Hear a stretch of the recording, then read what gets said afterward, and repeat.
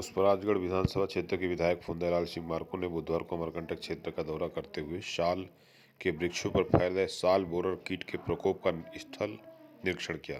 निरीक्षण के दौरान उन्होंने पाया कि अमरकंटक के घने वन क्षेत्रों में बड़ी संख्या में साल वृक्ष सूखते जा रहे हैं, जिनकी छाल में कीटों के द्वारा छेद कर अंदर कर तक क्षति पहुंचाई जा रही। विधायक मार्को ने इस स्थिति को अत्यंत गंभीर पर्यावरणीय संकट करार देते हुए कहा कि मीडिया रिपोर्ट और स्थानीय नागरिकों से प्राप्त जानकारी के अनुसार साल बोरर कीट का प्रकोप पूरे अमरकंटक क्षेत्र में तेजी से फैल रहा है। यह स्थिति केवल वृक्षों को नष्ट तक सीमित नहीं है, बल्कि इससे वन्य जीव आवास, मिट्टी की नमी और स्थानीय परिस्थितियां तंत्र भी गहरा असर पड़ सकता है। वन विभाग को तत्काल सर्वेक्षण कर प्रभावी नियंत्रण योजना बनानी चाहिए, अन्यथा आने वाले समय में यह महामारी का रूप ले सकती है। विधायक ने वन विभाग के अधिकारियों को निर्देशित किया कि प्रभावित क्षेत्र की विस्तृत रिपोर्ट तैयार करें और कीट नियंत्रण हेतु वैज्ञानिक पद्धतियां जैसे ट्रैपिंग, कीटनाशी उपचार एवं संक्रमित वृक्षों के समय पर पहचान और हटाने जैसे कदम उठाएं।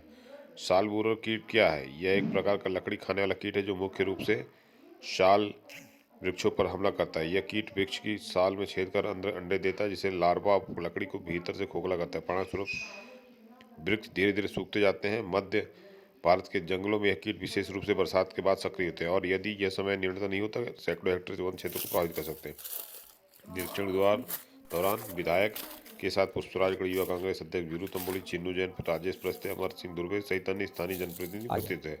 वहीं वन विभाग अमरकंटक परिक्षेत्र अधिकारी वीरेंद्र अमरकंटक में लगभग 1 माह से ऐसा देखा जा रहा है कि यहाँ के जंगलों में साल बोरर कीड़े का प्रकोप है। आप स्वयं निरीक्षण में पहुंचे हुए हैं जंगल में, क्या कहना चाहेंगे?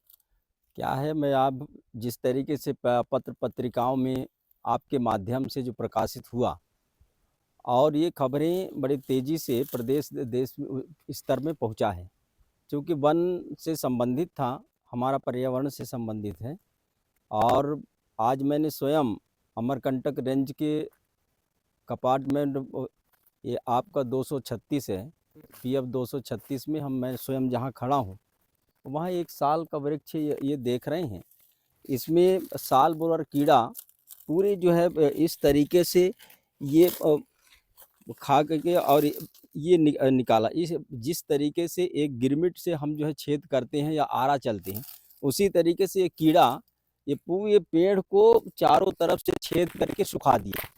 इसी तरीके से पूरे जंगल में कई पेच में ये कीड़े लगे हैं। और मैं आपको बताना चाहूँगा कि 1993 में भी ऐसे इसी का अमरकंटक परिक्षेत्र से शुरू हुआ था और ये बहुत आया तो उस समय लाखों पेड़ कटे थे।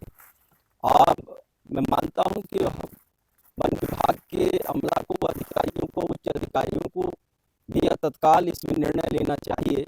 यदि अभी भी मुझे ऐसा लग रहा है कि 2-4 हज़ार पेड़ में प्रभावित हो चुके हैं। यदि इतना पेड़ प्रभावित हो गए होंगे तो आप मान के चलिए कि शासन वन विभाग के अनुमति लेते लेते ये 50 हज़ार में फैल जाएंगे। इसको कोई रोक नहीं सकता। ये रात में सक्रिय होने वाले कीड़े हैं और जिस पेड़ को में लिए लगेंगे उसको पूरा सुखा देते हैं। और इस तरीके से पूरा मुरादा जैसे आरा चलते हैं, इसी तरीके से अंदर अंदर चारों तरफ ये छेद कर देते हैं। और ये पेड़ जो है आप देख रहे हैं पूरा सूख गया है। इसी तरीके से यदि तत्काल इसको नहीं रोका गया तो बगल के जो वृक्ष हैं साल के, उसमें तुरंत लग जाते हैं और पूरे उसमें ये फैल जाते हैं।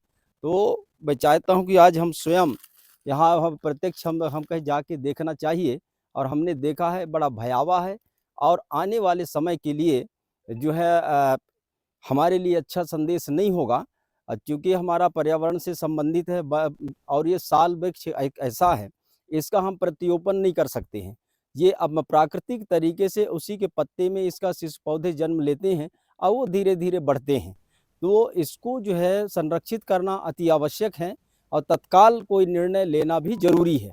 अभी जैसे कि वन परिक्षेत्र अधिकारी से मेरा बात हुआ, उन्होंने बताया कि अभी ये विश्वविद्यालय के डॉक्टर भी यहाँ वैज्ञानिक लोग आए थे और बाहर से भी वैज्ञानिक जबलपुर या अन्य क्षेत्र से आए हैं, वो अपना रिसर्च कर रहे हैं।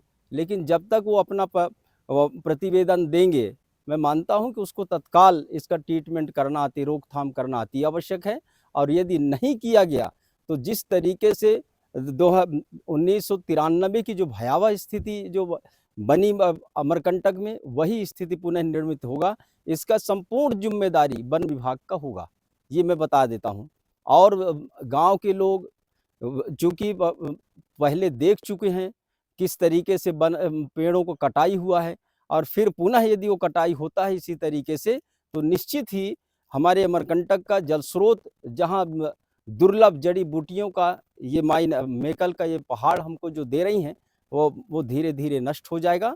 और इसकी रोकथाम करना विभाग की प्रथम जिम्मेदारी है, ये मैं मानता हूँ। धन्यवाद।